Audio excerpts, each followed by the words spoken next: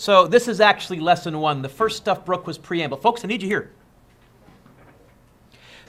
Exploring the graphs of what we call polynomial functions. So the goal of this lesson is to identify characteristics of the graphs of polynomial functions. We're going to look at several types. Constant functions, linear functions. Those two you sort of know. You might not have called them that yet. Quadratic functions, that's the parabola. And cubic functions. A polynomial function is one that can be written in the form f of x, or y equals. Put your pencils down for a second and watch me write this out and then copy it. All polynomial functions look like this. They have some coefficient. I'm going to call that coefficient an. X to the nth power. And another coefficient, I'll call that an minus 1. X to the n minus 1 power. And all the way up to some coefficient. That looks really strange. Don't write this down just yet. Just watch. Here's what I mean. All polynomial functions look something like this. Hey, how about 3x to the 5th plus 4x to the 4th minus 6x squared plus 2x minus 9. That's a polynomial function of degree 5. Or how about g of x equals x squared minus 3. That's a polynomial function of degree 2. Or how about h of x equals 5. That's a polynomial function. What's not a polynomial function? Y equals the square root of x. Square root, who remembers, what's square root the same as an exponent? This is the same as x to the what power? Square root of x is the same as x squared? Don't think so. Close, but no, not negative. Roy. Okay. What else is not a polynomial function? What we're saying is a polynomial function is defined as x's with positive whole number exponents. By the way, what number is sitting right there? It's invisible. 1. What number is sitting on the x right here? Well, that's technically no x to the 0. We never bother writing that. What makes a polynomial function? You've got x's, Rosanna, being added together, and all the exponents on the x's are positive whole numbers. No decimals, no negatives. You can have negative coefficients. You can have fractions as coefficients. No problem. So let's go back to this then. This is what I wrote. I said that where n is a whole number, no fractional exponents, no negative exponents, and an minus 1 all the way down to a0 are real numbers, which is obscured. Don't freak out about that. So let me zoom in. Right? All polynomial functions, this is what I'm trying to show. This is how we traditionally abbreviate this. If you're a little lost on the abbreviation, don't freak out. All polynomial, I'm talking over this because every time I pause the video, my pen freezes and the interruptions are driving me crazy, so just ignore the interruptions. F of x, any polynomial function is, you've got x to some power with a coefficient. X to another power, maybe, maybe not, with a coefficient. X to another power with all the way down to no more x's. Oh, but the coefficients are all whole numbers. That's what makes a polynomial function.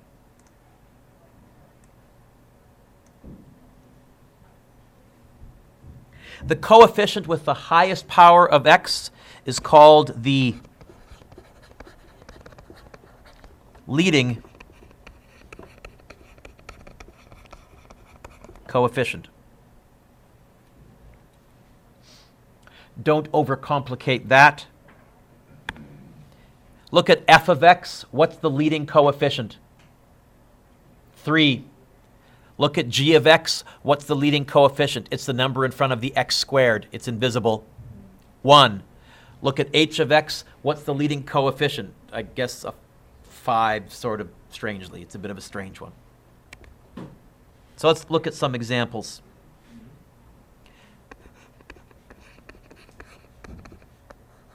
f of x equals 5.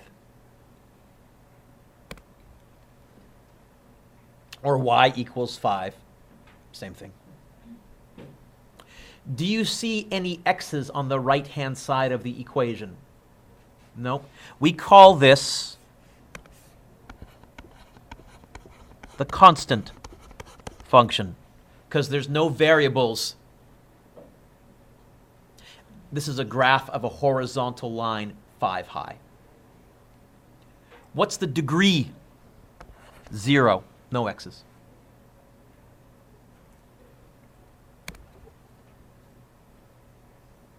What about another one? F of x equals 2x plus 3. If you graphed that, what would it look like? You know this. A line, right? Yeah, there's a y-intercept of 3 and a slope of 2. You know what? This is called the linear function. What's its degree? What's the degree of a linear function? 1.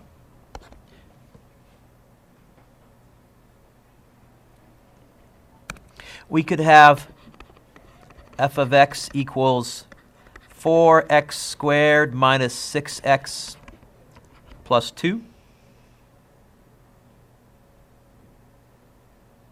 What's the degree of that function there?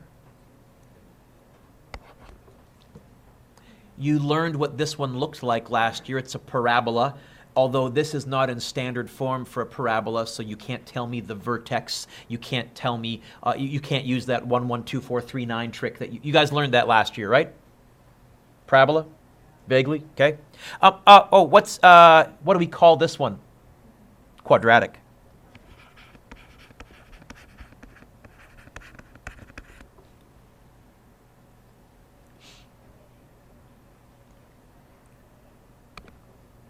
How about f of x equals 3x cubed minus 8? I could have put some x squareds and some x's in there. I just didn't feel like it because it's running out of room. What's the degree of that polynomial function? 3. We call this one the cubic function. Degree 4 is called the quartic. Degree 5 is called the quintic. We're not going to be running into those. But quartic, like quadrilateral, or quarter. Quintic, like quintuplets, or 5, right? Okay. By the way, in the linear function, in the second one, what would the leading coefficient be? There's the leading coefficient, 2. In the third one, what would the leading coefficient be? 4. In the fourth one, what would the leading coefficient be? 3. Now, that's going to be important because you learned last year, that told you stuff. First of all, for the linear function, the leading coefficient tells you the slope, right? For the quadratic function, the linear coefficient, first of all, told you whether it opened up or down, depending whether it was negative or positive. And it also, you learned, told you the stretch. If there was a 2 or a 3 there, that changed the 1, 1, 2, 4, 3, 9 into something else. For the fourth one, you'll learn this year, that leading coefficient also tells you something. So constant functions, degree 0. What if I said graph f of x equals 3?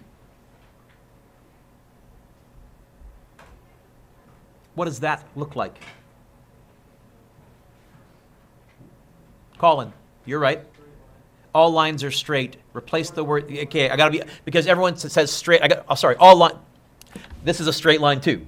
All lines are straight, that's why they're lines. You mean what word begins with the letter H? Horizontal line, how high? Yep, so let's draw that. It would look like this.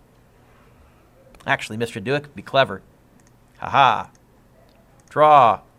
Ha-ha. Ooh, look at that. Although an odd glitch there. I've never had that one happen before where the arrow was, you know what, I'm going to freehand it.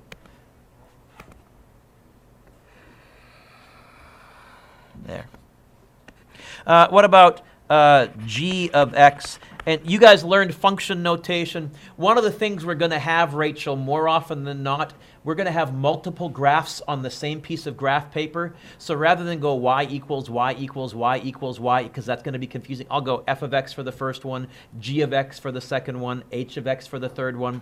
Traditionally, we don't use I of x because the letter I looks too much like a number what? 1, so we just avoid it. But it's a handy way to put multiple graphs on things. But you guys have learned that in terms of graphing, f of x, same as y equals. G of x, same as y equals. There is more to it than that, but for now. -1, what would that look like? Horizontal line.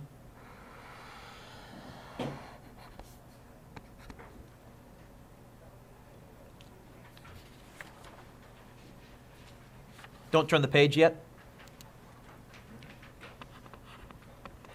What would the domain and the range be? Okay, domain was how far left and right the graph went. How far left and right is my graph going? Infinity. Now, the way we wrote that last year was we said it this way, all reals. But that was too much writing. You'll notice in math, we're always looking for shortcuts. We'll write it this way. X, a fancy schmancy little e. It's actually a capital C with a line in the middle of it. It's a Greek letter epsilon. And a little note. This here is an abbreviation for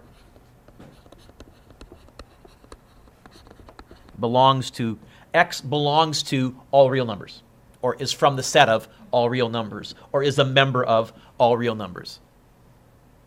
Okay. What's the range? How low does that graph go? It's a trick question. 3. How high does it go? 3. This range is actually just going to be 3.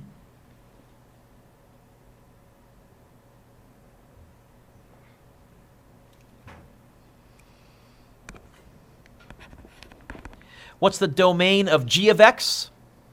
This is also why function notation is so handy, because I can say f of x and you know I'm talking about the left-hand graph. I can say g of x, you know I'm talking about the right-hand graph. So g of x, what's its range? Again, I think, Rosanna, all reals? Yes? Yeah?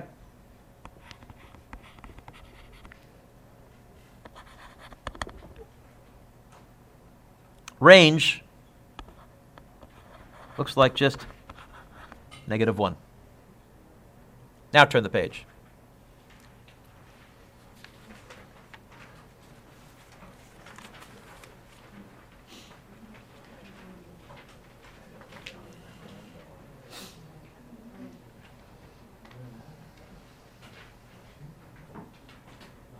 Linear function, degree 1, first degree functions.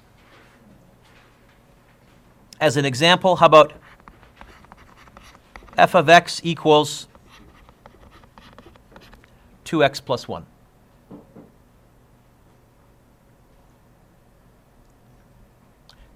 What would that look like? I know how to graph these. What's the y-intercept? What's the slope? Up 2 over 1, up 2 over 1, up 2.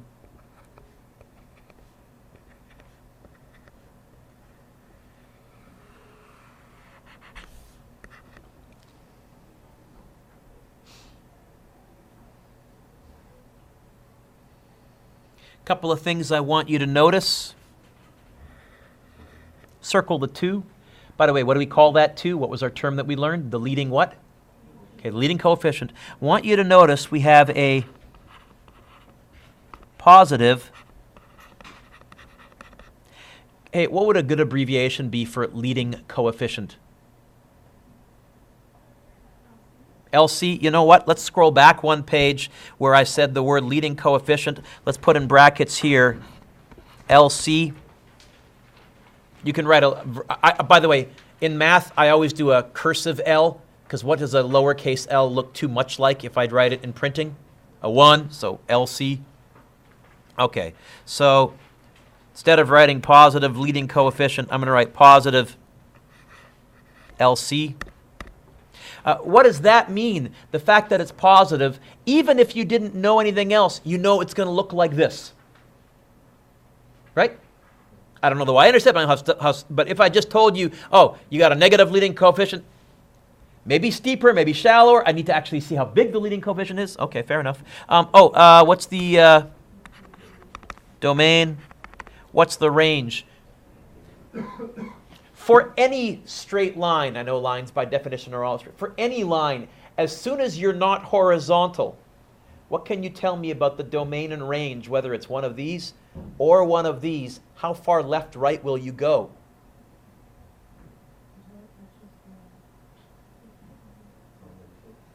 How far left, right? Well, if I keep going that way, how far? Infinity. You know what the domain of every single non-horizontal or vertical line is? What do we call that? 2 words. We just said it last. All reals. For any linear graph, as long as it's not vertical or horizontal, as long as you don't have the weird slopes, the domain is always all reals. X, because it's domain, belongs to, or is a member of, is a set of all reals. Hey, what about the range of any non-horizontal or vertical straight line? What will the range be? Also all reals. So range is Y. Okay. Hey, we did one with a positive leading coefficient. How about g of x equals negative 1/3 x? Oh, heck, minus 1.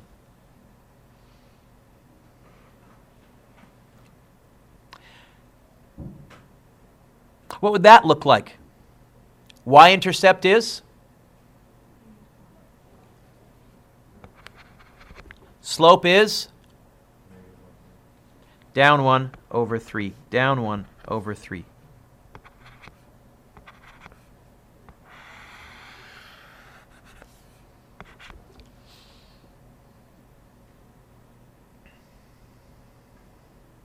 And again, notice this. Notice this time we have a negative leading coefficient. That's why it slants down and right. But the domain is still all reals, and the range is still all reals. Now you're going to need your graphing calculators handy.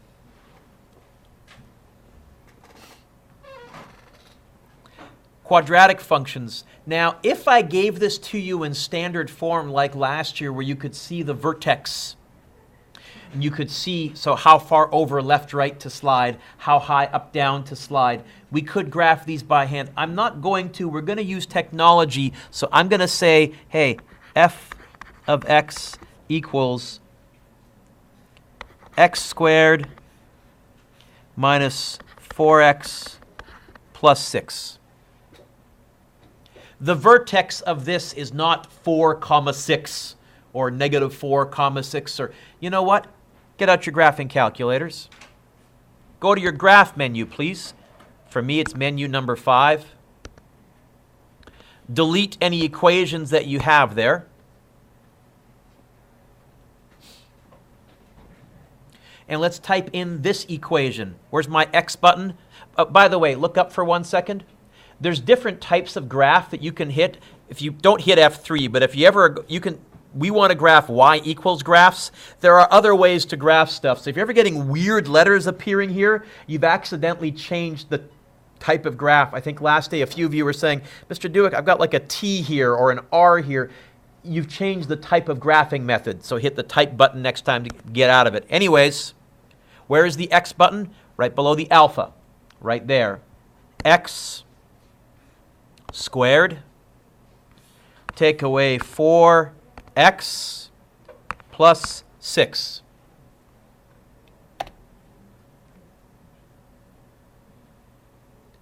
I'm not going to hit draw yet. Look at the piece of graph paper that they gave me. How far left does my graph paper go? Count. -8? Okay, so I'm going to go second function view window. I think I want to go from -8 to +8. What's each square worth on my graph paper? What's the scale? Ones, go up by ones. How low does my graph paper go? Yep. I have no idea. Honestly, I think what it's doing is it's telling you what each pixel is going to be worth. Okay? Don't worry about it. I noticed it changes the dot value anytime I change the xmin and xmax. So I think what it's actually saying is if you start using the trace button on your graphing calculator, every time you go right arrow, you're moving over 0.12698412. Yeah. Hey, what's my minimum y value that I want? Also -8. Maximum y value is 8.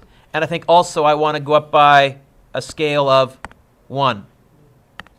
T theta min, that's going to be if you're doing a trig graph, that's going to be later on this year. The reason I know that's trig is I see a theta, there's an angle there somewhere. So hit enter or exit to get out of that menu. Now draw it. You should all have this, yes? If you don't, now is the time to call me or look at your neighbor. Sorry? Okay, let me come around. Hey, folks, look up. What do we call this right here? What do we call this point right here? Okay, what did you call it last year and when it was a parabola? Begins with the letter V? Vertex. How can I find the vertex using technology? Someone else said a different word, began with the letter M. You know what? Let's go G solve. It's not a root. A root's where it crosses. People keep saying it's a root. Root's where it crosses the x-axis. If it's not crossing the x-axis, that's not a root. Hey, what this is, though, is a minimum, F3. What's the vertex? That's 1 point. What, comma, what? 2, comma, 2. Yes? Hey, let's put that on our graph paper.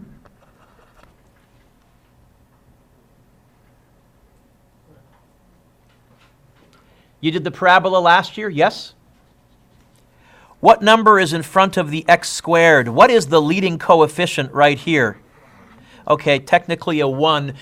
Positive or negative? So I know this parabola opens upwards. I also know from the graph. Because the leading coefficient is 1, do you guys remember, did Mr. Kamosi, you had Mr. Kamosi last year, I think? Did he give you the mantra? You learned 1, 1, 2, 4, 3, 9? You didn't learn 1, 1, 2, 4, 3, 9? 1, 3, 5. 1, 1, 2, 4, okay. Then, pardon me? Yeah, parabola is 1, 1, 2, 4, 3, 9 from the vertex, right? Okay, don't worry about it. Look up. Look up. Let's go. If you type in 1, oh, I stand corrected. Let me try this again. G solve, arrow sideways. If you type in, if you hit F1, this is how you can generate points. 1, it goes through 3. It goes through the point 1, comma 3. Oh, change colors, Mr. Dueck. Every parabola is based on this, folks. What's 1 squared? What's 2 squared? What's 3 squared? Pardon the interruption. This will be the final What's one 4 squared? Any grade 9 16. who have not Every gone parabola, through the every immunization parabola, room every and parabola. I'm yelling over this says stupid any speaker. grade It's 9 driving me who crazy now. immunization yet Every reported, parabola, please go to 1066. Thank you. every parabola is based on 1, 1, 2, 4, 3, 9. Look up. All of you watch, please. All of you watch, please. See where the vertex is? 1 over 1, 1 over 1. 2 over 1, 2, 3, 4. 2 over 1. Every parabola is based on 1, 1, 2, 4, 3, 9. If you know where the vertex is, you can count from there. Yeah, Mr. Gerard does a slightly different mantra. But you guys had Mr. Kamosi last year, most of you, did you not? He did the 112439, right?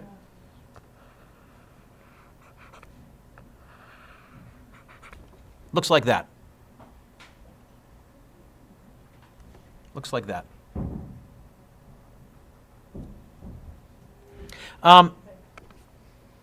We have a positive LC, a positive leading coefficient, in this case a 1. Okay.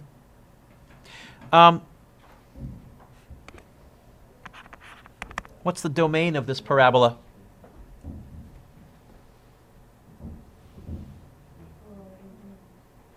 What do we call that? I agree, infinity, but we're using math term. What do we call that? All reals. And we write that x belongs to, is a part of, is a member of all reals. We're going to be doing set notation later on this year, so I'm trying to sneak in some of the shorthand. Set notation, great shorthand. It looks like gibberish because it's like a secret code, but when you memorize what the symbols are, it sure is handy for taking notes in like college. What's the range?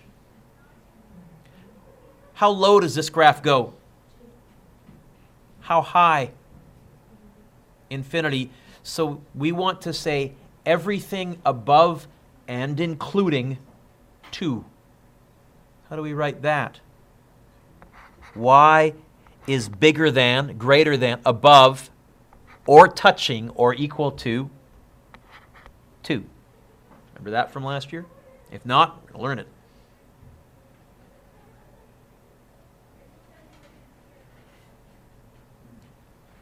Let's do another one. How about g of x equals negative 1/3 x squared minus 2x plus 1. Okay, already right now, tell me which way is this parabola opening? Down. How do you know down? Negative. Okay, the leading coefficient's negative. Hey, let's even do that.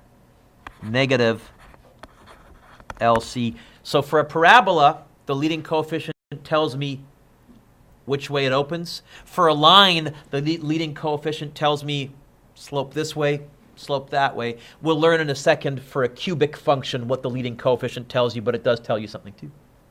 Hey, let's go to our graphing calculator, type this in. So I'm going to exit. I'm going to delete this one. Negative 1/3. How do I type that in? I got a fraction button. Negative 1 fraction. There's negative 1/3. X squared minus 2x plus 1. Do I need to change my view window, or are we on the same piece of graph paper? Same size graph paper? There.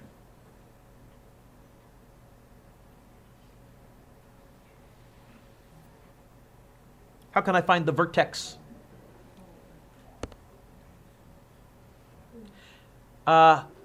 Minimum this time?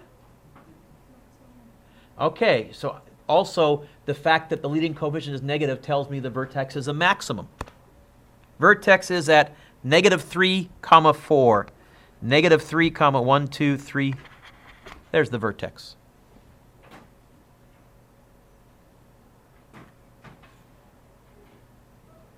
Which way does this open? Down.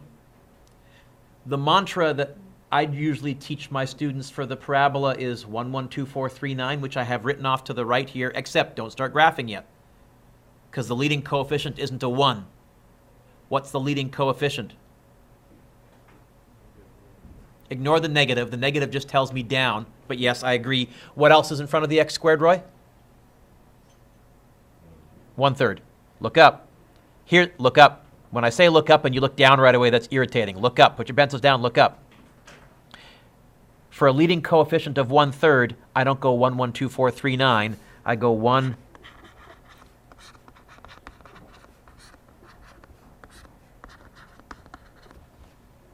I times everything by 1/3. which doesn't work great for 1/1/3, that's a decimal. It doesn't work great for 2/4, that's a decimal. Works really good for 3 instead of comma 9. It's 3 comma 3. You know what? 3 over 3 down. That's a point. 3 over, that's a point. This parabola looks, well, like that.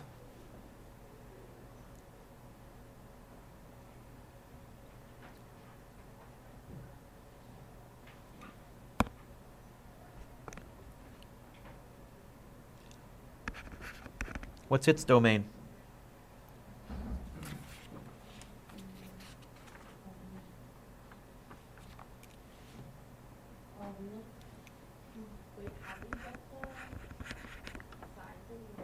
The side thing. The points? Okay. I'm not going to freak because that's from last year and you have technology. We'll be finding ways to work around it. We're going to be sketching.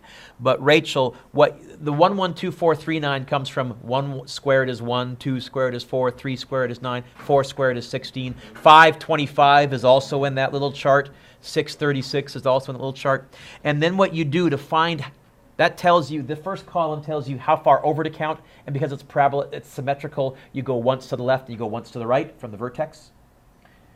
The y column is multiplied by the coefficient in front of the x squared. What's the coefficient in front of the x squared here? 1, which is why it was 1, 1, 2, 4, 3, 9. What's the coefficient here? Ignore the negative. The negative tells you down. I know that. But what's the coefficient? 1/3. So what's 1 times 1/3? 1/3. What's 4 times 1/3? 4/3. What's 9 times 1/3? 3. That's one I can count. It'll be 3 over 3 down. Okay? Domain, all reals. Oh, hey. Range. Everything below and touching what height? How would I write that?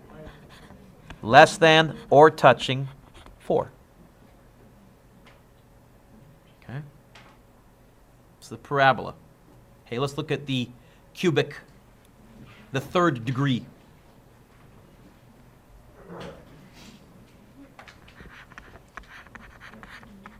F of x equals x cubed plus 3x squared minus 2x plus 5. Write that down without talking. F of x equals x cubed plus 3x squared minus 2x plus 5, and then type that into your graphing calculator.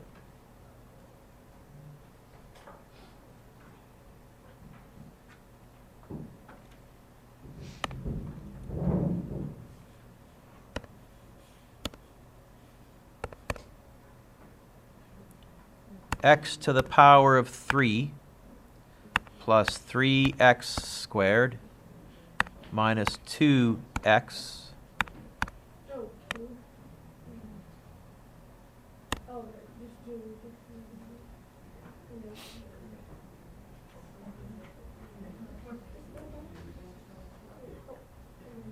cubed. You're going to have to use your exponent button, right? To the power of.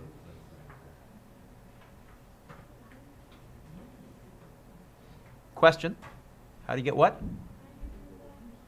Exponent button right there. You should get this, and this is a bit of a problem, but you should get this, yes? If you don't, now's the time to ask. Anybody not have this yet? Yeah.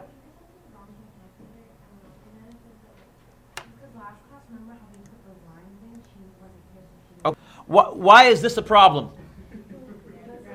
Okay, you know what? I'm going to have to change my view window. And I don't have a rule for this except to guess intelligently. I clearly need to go higher. Yes? I'm okay left, right. I can kind of see. It doesn't look too bad. But, oh, you know what I need to change? Higher? My Y max. So let's go into our view window, Shift F3. And instead of a Y max of 8, what do you think? I'm going to try 15. I don't know. I'll try 15. And if that's not high enough, I'll go back and change it. If that's too high, I'll go back and change it. So I'm going to try a Y max of 15. Again, How do you get to the view window, Brooke? Shift. Y max. Go find Y max. Y max. It's part of the Y column.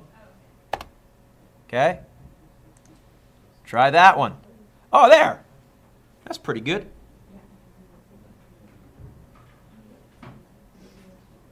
Now, for cubic functions, we're just going to sketch the shape. We're going to put it on the graph paper, but I'm not going to worry about actual being accurate on the squares because we had to go bigger than 8 by 8 here. So what's it look like? Kinda, sorta. Really? Okay, bear with me as my pen decided to pause. This is why I hate. If I'm going to sketch this, let's see. I think it's going to look kinda like this.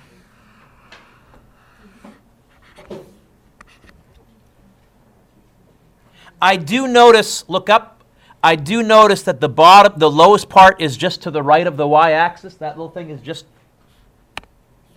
right there. Right there.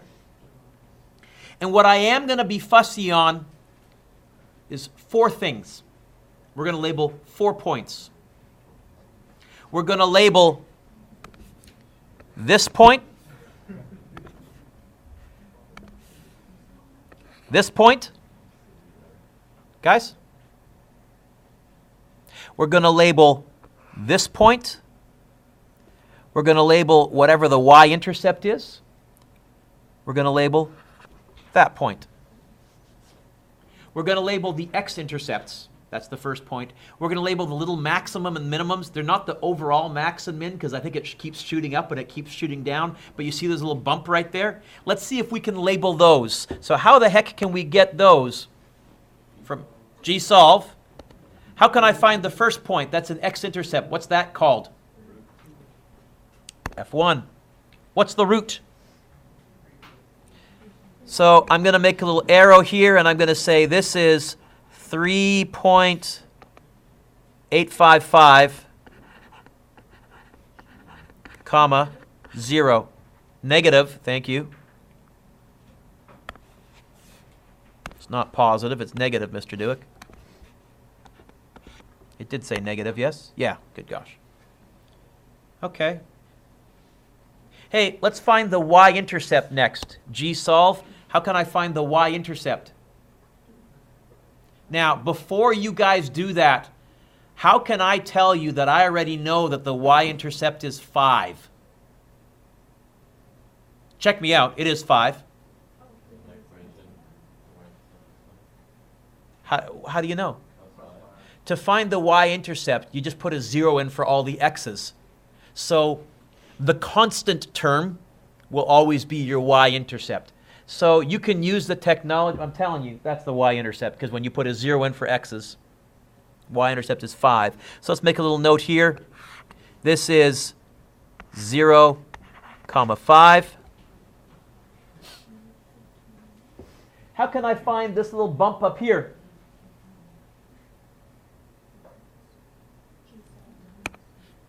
Try maximum. Hey! It looks like that is negative 2.29, comma 13.3. Negative 2.29. By the way, you can find that by hand, but you need calculus. One of the things calculus was invented for was to try and find the maximum and minimum points of curves like this. There's no easy way to do it, though. You need calculus. Those of you that have friends in calculus, if you ask them about maximum minimums, right about now, their eyes will light up and they'll say, oh, yeah, we're learning how to do that with derivatives. Oh, speaking of minimums, find the minimum point. 0.29, comma 4.7.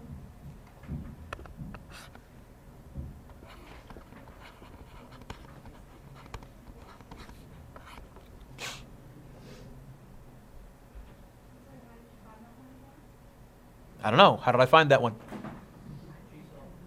Minimum? Right? It's the lowest point. Word minimum means a low point, right? Is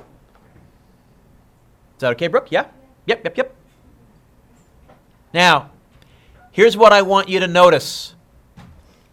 Ignoring the squiggly part in the middle, it looks like this graph starts down there, bottom left-ish, and heads top right-ish, with wiggly parts in the middle. Ignore the wiggly parts. I'm telling you, it does this, with the wiggly part in the middle.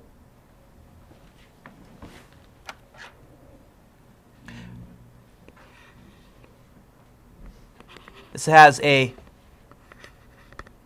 positive leading coefficient. What is the leading coefficient? It's invisible. A 1. For a positive leading coefficient, hey, wait a minute.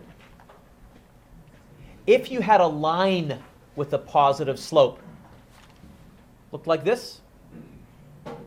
If you have a cubic function with a positive leading coefficient, there's going to be a wiggly section where my head is in the middle, but it's going to look on the ends like this. It's almost like a line with a wiggly part. What do you think a negative leading coefficient might do? It's going to start up here and down here. Let's try that.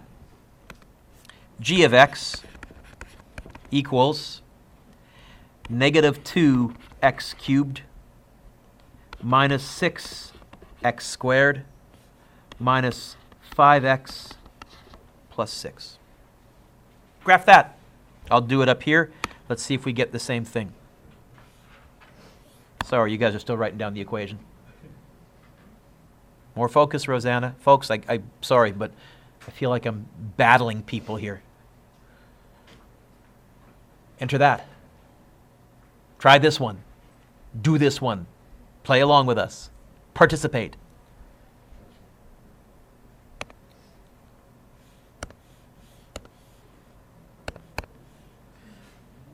Negative 2x cubed minus 6x squared minus 5x plus 6.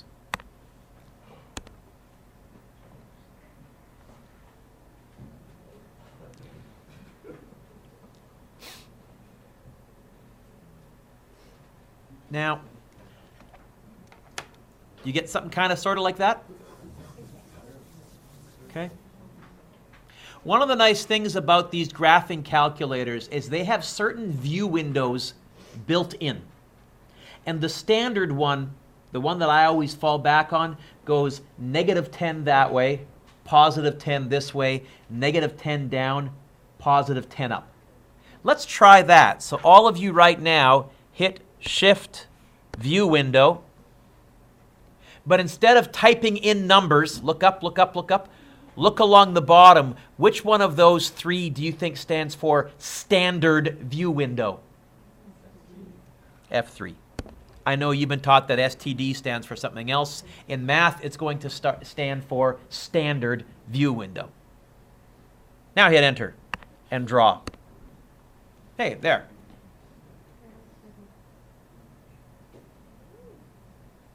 Looks kinda like, sorta like that.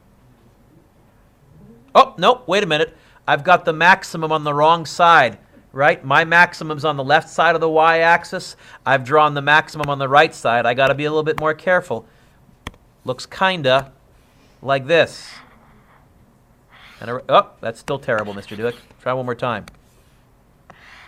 Goes up and starts going down when it hits the y-axis already. Is that right? My hilly part is a little too... Let's try this one more time.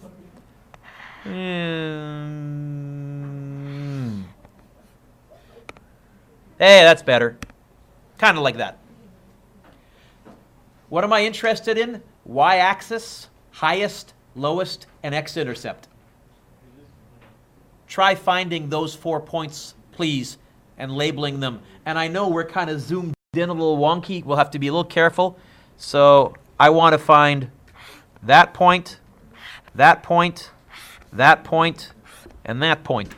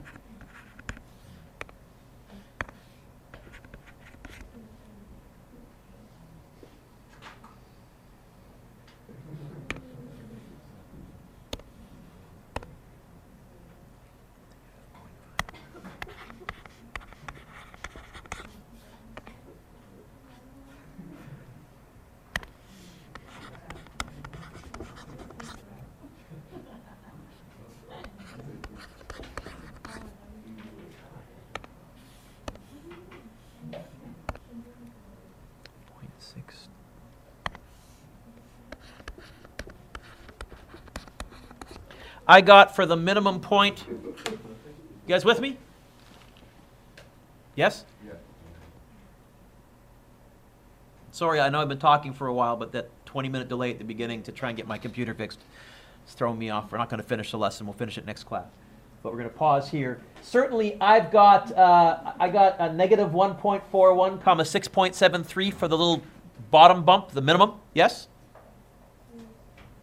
I think. I got the Y-intercept I did in my head. That's 0, comma 6, because 6 right there. The top little bump right there, negative 0.59, comma 7.27.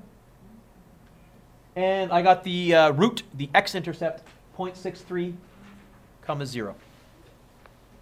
Other stuff you can do. We're going to pause here, but I want to show you a few more graphing calculator features that can be handy. Maybe you're really interested in what's going on. Guys, can we stop talking? Maybe you're really interested in what's going on in this area and you'd like to zoom in. What do you think is the zoom button? F2. Press F2.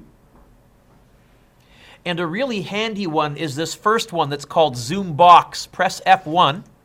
And what this lets you do is use the arrow keys to draw a box around the area of the graph that you want to zoom in on. So I'm going to draw a box, enter, and now I'm going right arrow,